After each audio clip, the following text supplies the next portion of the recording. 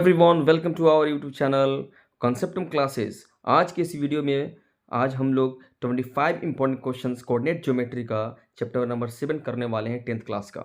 ये सारे important objective questions हैं। स्टूडेंट्स, आप इन सभी क्वेश्चन का सोल्यूशन खुद दें और इसको कमेंट सेक्शन में इसका आंसर लिखें। स्टूडेंट्स, तो चलते हैं पहले क्वेश्चन की तरफ, सॉल्व करते हैं।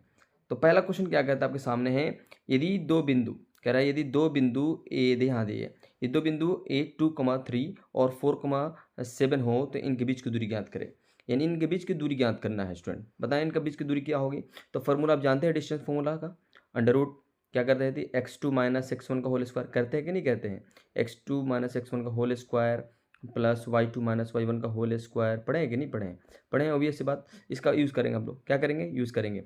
यानी हम इसमें से x2 में से घटाएंगे, 7 में से 2 गया, 7 में से 2 गया, ध्यान दीजिए, x2 से minus x1, y2 minus y1। Okay, यानी y2 में से y1 घटाएंगे और x2 में से x2 घटाएंगे। ठीक है, आइए समझते हैं। आइए यहाँ बनाते हैं।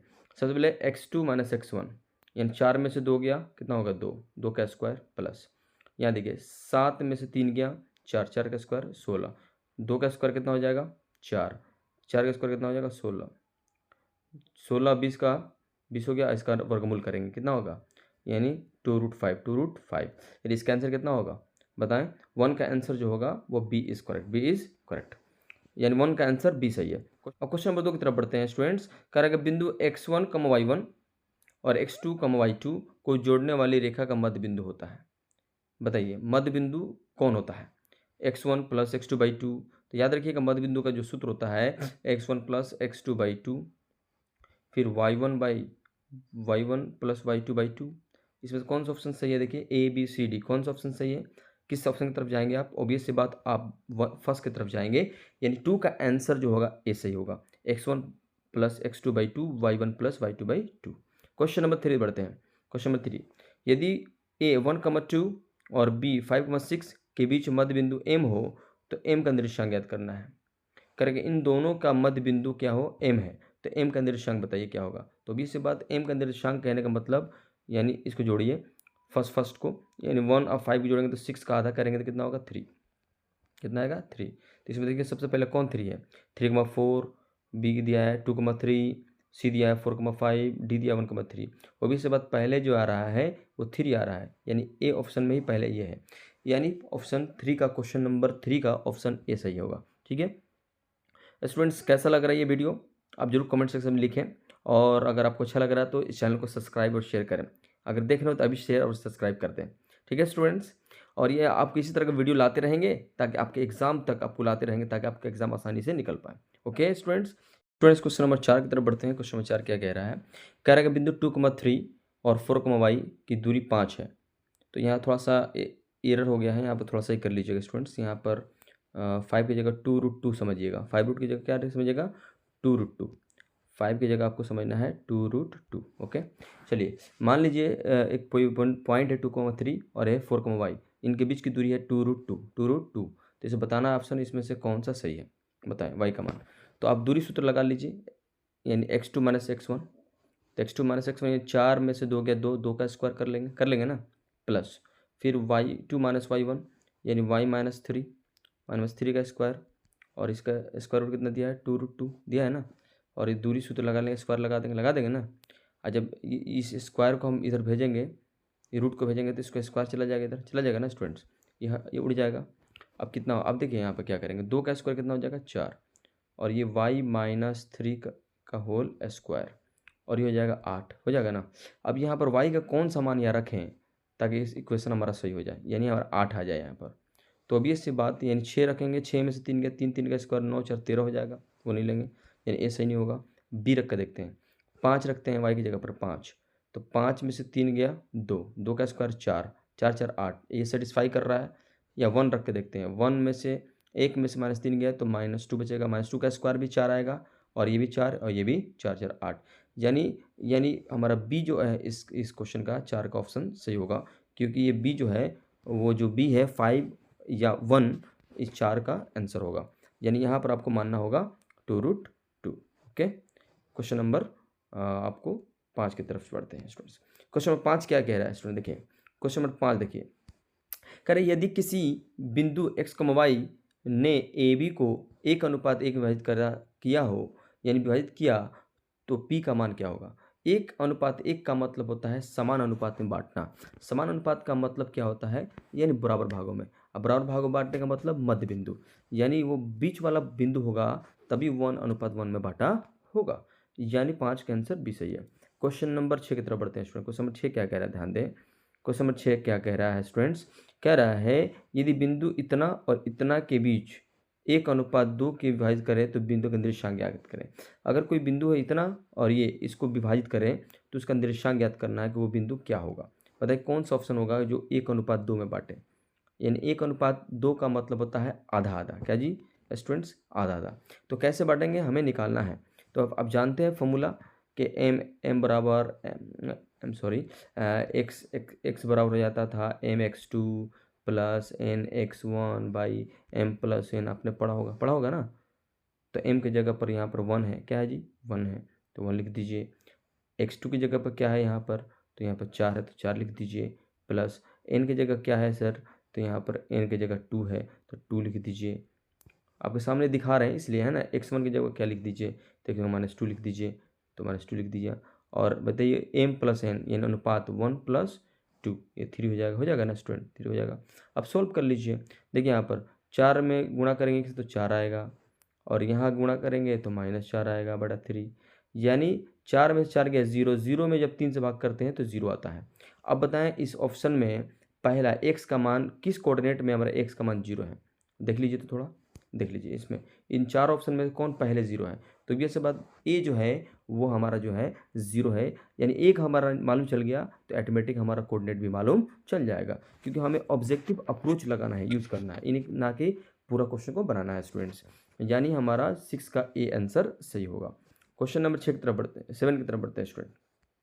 क्वेश्चन नंबर 7 क्या कहता है कि यदि कह रहा है कि बिंदु 2,3 और 4,7 और 6,11 एक सीधी रेखा में है या नहीं, ये ज्ञात करने के लिए कौन सा सूत्र प्रयोग करेंगे? सीधी रेखा का मतलब होता है संरेख, यानी ये पॉइंट ये पॉइंट तीनों एक रेखा में है या नहीं, इसको ज्ञात करने के लिए हमें यहाँ में क्या लगाना पड़ेगा, कौन सा फॉर्मूला लगाना पड़ेगा, यानी संरेख बताना है। तो आप देखिए कौन सा फॉर्मूला यूज़ करेंगे, डिस्टेंस फॉर्मूला यूज़ करेंगे, area of triangle formula use करेंगे, सेक्शन फॉर्मूला या पाइथागोरस थ्योरम यूज़ करेंगे। तो ये सब डिस्टेंस फॉर्मूला इस्तेमाल हम करेंगे, जिससे हम आसानी से क्या कर सकते हैं, पता कर सकते हैं कि तीनों पॉइंट्स क्या हैं, एक पॉइंट पर है, एक सीधी रेखा पर है या नहीं। ओके, क्वेश्चन नंबर हम 8 की तरफ बढ़ते हैं। क्वेश्चन नंबर 8, यदि 3 बिंदु एक सीधे में हो तो उनका त्रिभुज का क्षेत्रफल होगा। Very important question. कह रहा है कि अगर कह रहे हैं कि 3 बिंदु एक रेखा में है, एक सीध में है, तो उसका एरिया ऑफ ट्रायंगल क्या होगा। तो अभी इस बात के ध्यान दीजिए, जब भी कोई 3 पॉइंट एक रेखा पर होता है तो कभी भी ट्रायंगल का फॉर्मेशन नहीं हो पाता है। जब ट्रायंगल का फॉर्मेशन नहीं होगा तो उसका एरिया क्या होगा, 0 होगा। क्या होगा स्टूडेंट्स? एरिया 0 होगा, यानी 8 का आंसर ए सही होगा। क्वेश्चन नंबर 9 की तरफ बढ़ते हैं। क्वेश्चन नंबर 9 याद रखिए, क्वेश्चन नंबर क्या है, यदि बिंदु इतना इतना इतना है तो बताएं। ये कह रहा है कि बिंदु जो है ये 1,1 3,5 5,9 है, तो वे हैं एक सीधी रेखा में, त्रिभुज बनाते हैं, वर्ग बनाते हैं, इनमें से कोई नहीं। बताइए obvious बात कि इसमें ज़्यादा चांस बनता है कि त्रिभुज बनाते हैं। क्या बनाते हैं जी? त्रिभुज। चेक करना होगा कि सीध में है कि नहीं, यानी कोलिनियर कॉन्सेप्ट सिद्ध करना पड़ेगा, है कि नहीं। चलिए आगे बढ़ते हैं, यानी त्रिभुज बनाते हैं। क्या बनाते हैं? त्रिभुज बनाते हैं, यानी 9 का बी आंसर सही है। क्वेश्चन नंबर 10 की तरफ बढ़ते हैं। क्वेश्चन नंबर 10 क्या करता है कि x, y एक्स अक्ष पर स्थित हो तो y का मान होगा। समझिए लॉजिकल क्वेश्चन है। कह रहा है कि x, y जो है x अक्ष पर है, जैसे मान लीजिए ये x अक्ष पर है, सपोज दैट, तो यानी x का कुछ ना कुछ मान होगा, y का मान क्या होगा, 0 होगा। अगर यही रहता y पर तो x का मान 0 होता, y का वैल्यू, यानी x का मान 0, y का मान कुछ ना कुछ होता, यानी x अक्ष पर बोलने का मतलब y 0 है। y क्या है? तो कह रहा है y का मान बताना है, तो 0 ऑप्शन, यानी 10 का ए ऑप्शन सही है। क्वेश्चन नंबर हम 11 की तरफ बढ़ते हैं। क्वेश्चन नंबर 11 क्या कहता है, यदि बिंदु x, y अक्ष पर स्थित हो तो x का मान बताइए। तो x का मान क्या होगा, 0 होगा, अभी बताए हैं। यानी x अक्ष पर अगर कोई स्थित है तो उसका कोऑर्डिनेट x, 0 होता है। y अक्ष पर कोई निर्देशांक है तो इसका होता है 0, y।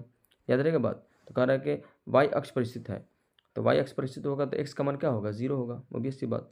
क्वेश्चन नंबर 12 की तरफ बढ़ते हैं। सुनो करेंगे इस क्वेश्चन को कैसे सॉल्व करेंगे, बहुत ही टेक्निक ट्रिक से सॉल्व करेंगे। बहुत देखिए, इसको बनाने के लिए लंबा प्रोसेस यूज़ करना पड़ेगा। यानी हमें जो है वो ट्रायंगल का formula 1/2 x1 y2 minus y3, ये इस फॉर्मूला का हम इस्तेमाल नहीं करेंगे। बहुत ही सिंपल आपको ट्रिक देने वाले हैं, बहुत ही सिंपल है। देखिए इस तरह का जब भी क्वेश्चन आए सबसे पहले क्या करेंगे, 1,2 4,6 और 7,10 है ना स्टूडेंट्स, है ना। तो इसको कैसे सॉल्व करेंगे, सबसे पहले क्या करेंगे, इसको हम किसी एक को 0 बनाने की कोशिश करेंगे। तो इसमें क्या क्या करेंगे, इसमें से -1 इस -1 घटा देंगे और -2 इसमें घटा देंगे तो ये 0 0 हो जाएगा ना 0 0। तो सब में से -1 -2 घटाइए, -1 -2 घटाइए, समझ रहे हो मेरी बात को। अब 4 में से -3 गया कितना होगा, 4 में से 1 गया तो कितना हो जाएगा, तो 3 हो जाएगा। और 6 में से -2 गया तो 4 हो जाएगा, एक कोऑर्डिनेट ये हो गया। अब ये 7 में से -1 गया तो 6 हो गया, और यहाँ 10 में से -2 गया तो कितना होगा, 8 हो गया ना। अब बाहर में बाहर से और अंदर में अंदर से गुणा करके अंतर करके घटा देना, अंतर करके घटाकर भाग कर देना 2 से, ठीक है। अब क्या करेंगे, बाहर बाहर में 8 त्रिका 24, 8 त्रिका 24। अब इसको देखो 6 जो क्या 24 -24, यानी 24 में 24 का घटा कर 2 से भाग कीजिए, तो 24 में 24 करेंगे तो कितना आएगा 2, यानी इसका आंसर कितना आ रहा है, 0 आ रहा है स्टूडेंट्स। क्या आ रहा है, 0 आ रहा है, यानी इसका एरिया जो होगा, आंसर जो होगा 12 का 0। ओके, आगे बढ़ते हैं स्टूडेंट्स, क्वेश्चन नंबर 13 की तरफ देखते हैं। कह रहा है यदि किसी बिंदु का निर्देशांक समान हो, कह रहा है किसी बिंदु का निर्देशांक समान हो तो बिंदु किस रेखा पर होगा।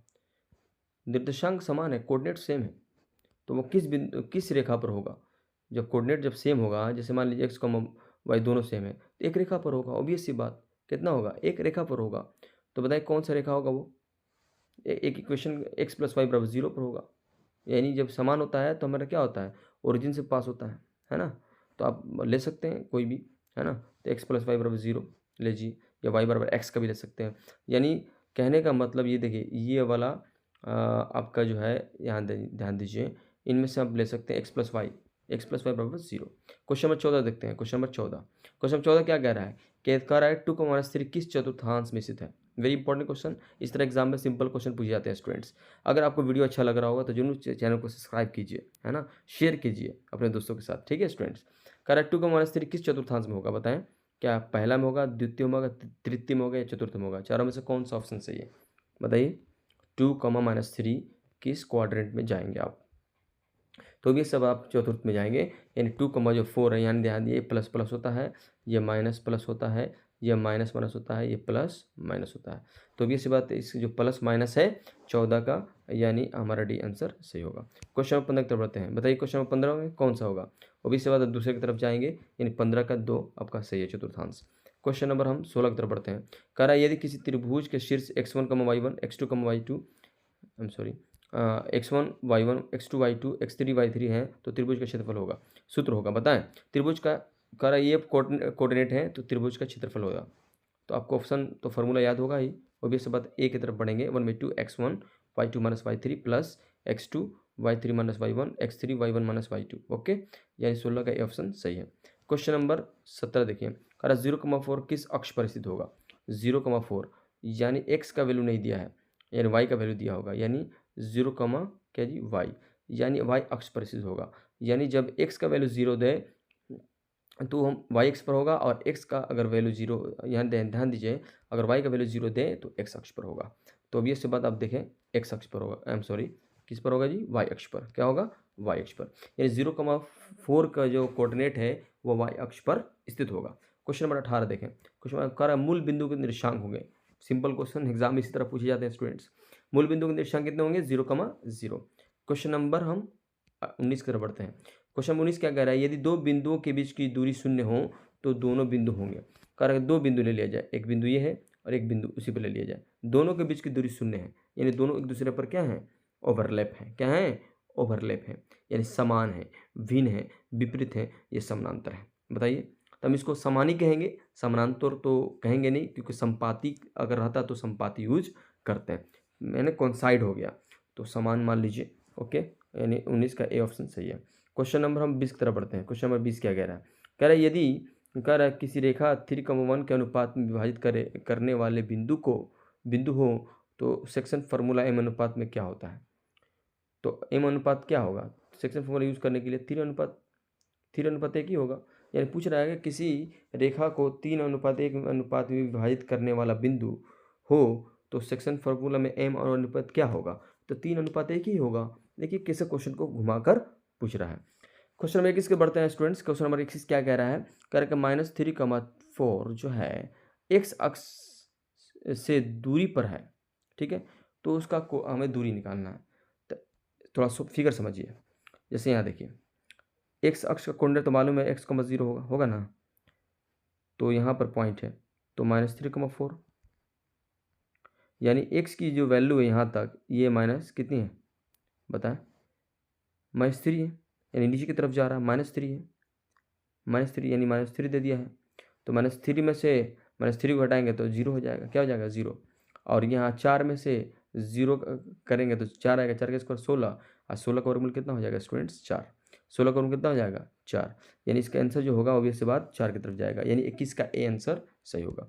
क्वेश्चन नंबर 22 की तरफ बढ़ते हैं स्टूडेंट। अगर कोई दिक्कत हो रहा है तो कमेंट सेक्शन में लिखेंगे, आंसर अपना स्वयं अपना कमेंट सेक्शन में लिखेंगे स्टूडेंट, ठीक है? ये कह रहा है कि बिंदु x, y और माइनस x, y में क्या समानता है? कह रहा है कि ये जो है दोनों हमारे कोऑर्डिनेट दिए हैं, इनमें क्या समानता है? तो obvious सी बात, ये फर्स्ट क्वाड्रेंट में, ये थर्ड क्वाड्रेंट में है। क्या बोल सकते हैं ना? तो ये दोनों एक ही सीध में है, दोनों एक ही सीध में है। क्या दोनों ऐसे इस प्रकार का है, ठीक है? दोनों मूल बिंदु से समान दूरी पर हैं। सब दोनों समान बिंदु हैं, इनमें से कोई नहीं। तो मूल बिंदु से समान दूरी पर है, मूल बिंदु से समान दूरी पर है, यानी हमारा जो आंसर होगा B is correct, B is correct. Question number 23 बढ़ते हैं स्टूडेंट। क्वेश्चन नंबर 23 क्या कह रहा है स्टूडेंट? ध्यान दीजिए। कह रहा है कि किसी बिंदु का परिवर्तन x अक्ष के सापेक्ष y का चिन्ह होगा। कह रहा है कि अगर x के अक्ष के सापेक्ष, अगर हम x के सापेक्ष y का चिन्ह क्या होगा बताएं? x अक्ष है, मान लीजिए हमारा जो x अक्ष है, तो x अक्ष पर कोऑर्डिनेट x,0 होता के सापेक्ष y का चिन्ह क्या होगा? तो वही रहता है, बदल जाता है, x बदलता है। बताइए, y के सापेक्ष बताना है, यानी x अक्ष के सापेक्ष करने पर y का मान क्या होगा? क्या वही रहता है, बदल जाता है? x बदल जाता है, कोई परिवर्तन नहीं होता है, बताएं? obvious सी बात। तो ध्यान दीजिए कि x का जब इस सापेक्ष अगर हम बात करेंगे y का वैल्यू, तो वो सेम रहेगा, लेकिन वही मतलब बदल जाएगा। क्या बदल जाएगा? बदल जाएगा, मैग्नीट्यूड बदल जाएगा, उसकी नेगेटिव पोजीशन बदल जाएगी। आइए क्वेश्चन नंबर 24 के बढ़ते हैं। क्वेश्चन 24 क्या बोलता है? किसी बिंदु का परिवर्तन y अक्ष के सापेक्ष x का चिन्ह क्या होगा? बताएं? वही रहता है, ये बदल जाएगा, ऑब्वियस सी बात, बदल जाता है। आइए क्वेश्चन नंबर 25 की तरफ बढ़ते हैं। क्वेश्चन 25 क्या कह रहा है? यदि बिंदु 3,4 का परिवर्तन मूल बिंदु के सापेक्ष किया जाए तो नया बिंदु क्या होगा? रेस्पेक्ट में बताना है। 3 यानी मूल बिंदु, ध्यान दीजिए। कह रहा है 3,4 मान लीजिए, यहाँ 3,4 यहाँ है, तो मूल बिंदु के सापेक्ष देखना है किधर है। तो अगर ये राइट साइड में है तो बाएं साइड नेगेटिव होगा, तो ये ऑप्शन ए सही होगा, यानी 25 का ऑप्शन ए सही होगा। स्टूडेंट्स, ये वीडियो कैसा लगा आप इसमें जरूर बताएं कमेंट सेक्शन में। बस इतनी इसकी वीडियो में बस इतना ही। Thank you so much.